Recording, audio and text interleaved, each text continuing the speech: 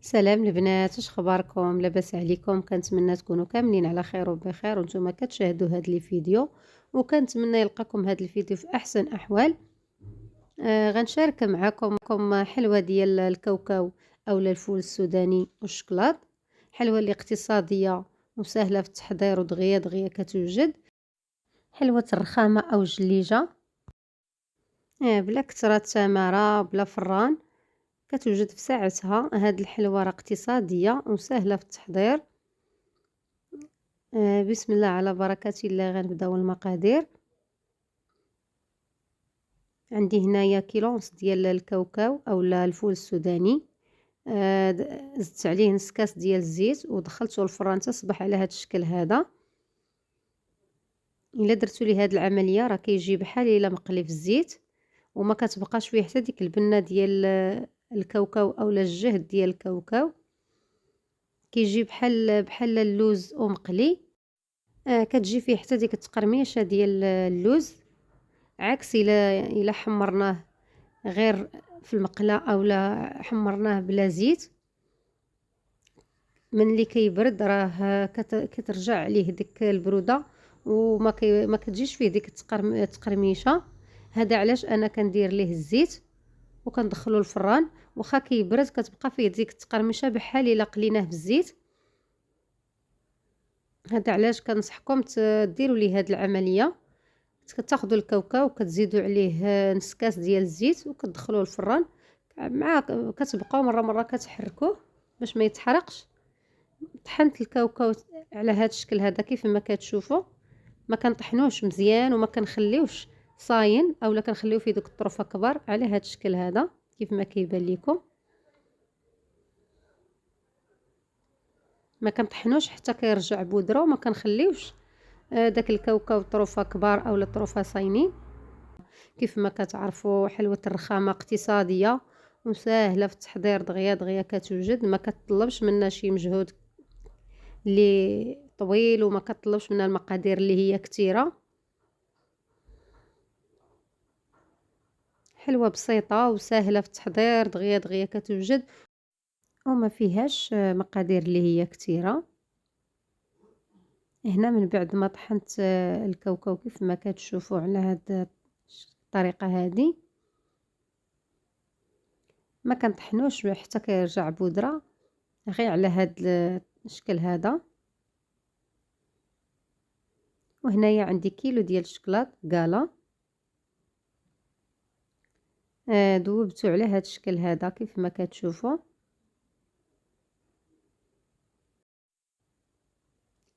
وعندي زلافه ديال العسل. سكر فاني، من الاحسن خذوا زهره البرتقال. هنا عندي الزبده 150 غرام ديال الزبده. هنا عندي الكاوكاو اللي طحنت. دابا غادا نصايبو عقده ديال الكاوكاو. كندير الزبده. كيف ما كتعرفوا هاد الحلوة الرخامة كتجمع غير بالعسل. انا كنزيد ديك 150 غرام ديال الزبدة باش كنهرس من الحلاوة ديال العسل والشكلاط. كيف ما كنعرفوا الشكلاط حلو والعسل حتى هو راه حلو، هذاك الشيء علاش كنزيد الزبدة. هنا عندي سكر الفاني، زهرة البرتقال.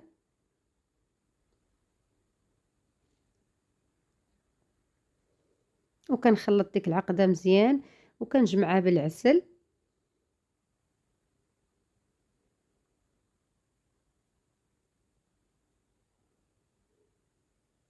كنبقى ندير العسل شويه بشويه حتى كتجمع لي هاد العقده ديال الكاوكاو.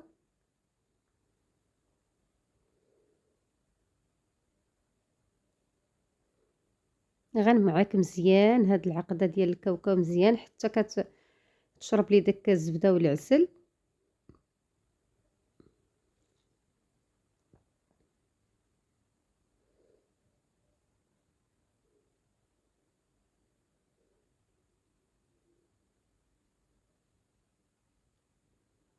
هنا كتمعكوها مزيان بيديكم باش كتحكموا في الكميه ديال العسل وكتعرفوا القياس ديال العسل اللي كتاخذ هاد العقده. باش ما كتجيكمش جاريه بزاف وما كتبقاش ناشفه. الا بقات ناشفه راه ما غاداش تصدق لكم هاد الرخامه، كتبقى يبقى داك الكاوكاو اولا ديك العقده كتفرتت. كتبقاو تزيدوا العسل شويه بشويه حتى كتجمع لكم هاد العقده.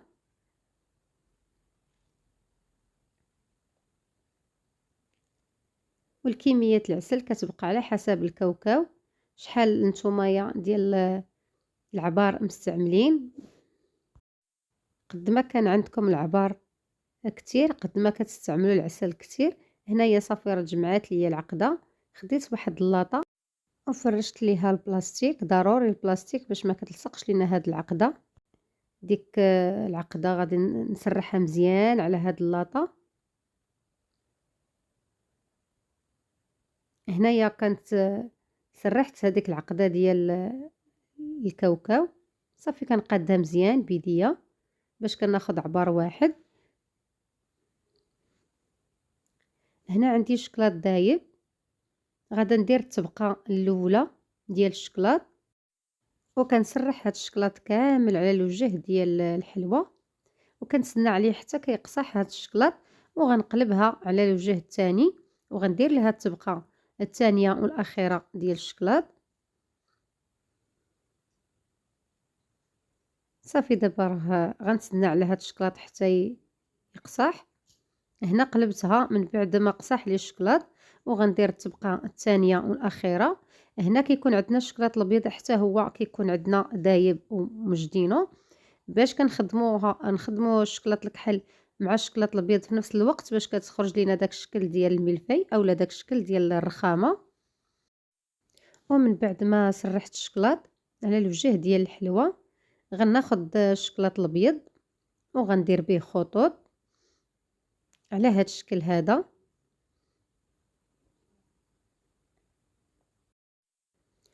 وقبل ما يقصح هاد الشكلاط كنديروا هاد الخطوط هكا، وغناخذ كوردون على هاد الشكل هذا وكندي وكنجيب باش كيعطيونا داك الشكل ديال الملفي اولا داك الشكل ديال الرخامه.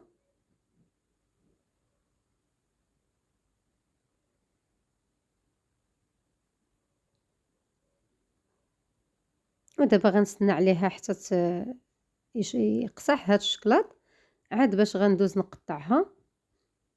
هنايا كان الشكلاط قصاح، دابا غادي نقطعها على شكل طولي.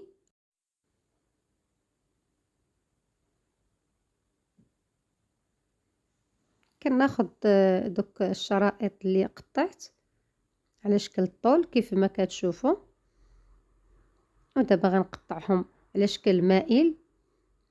السمك كتحكموا في السمك اللي بغيتوهم كبار كديروا تقطيعه كبيره، بغيتوهم صغار كديروا تقطيعه صغيره. كنقطعهم على شكل مائل، ومن بعد ما قطعتها جات على هذا الشكل هذا كيف ما كتشوفوا. هذه هي الرخامه ديالنا اللي وجدت معاكم.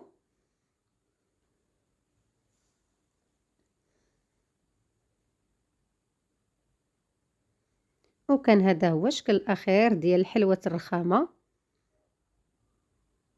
كنتمنى يعجبكم الفيديو، وإلا عجبكم الفيديو ما تنسونيش من لي لايك واشتراك في القناة. خليوا لي في التعاليق قولوا لي كيفاش جاتكم هذه الحلوة ديال حلوة الرخامة اولا حلوة الجليجة، كل واحد وشنو كيسميها. والان ما بقى لي الا نقول لكم السلام عليكم، تبقاو على خير، خليت لكم الراحة في امان الله.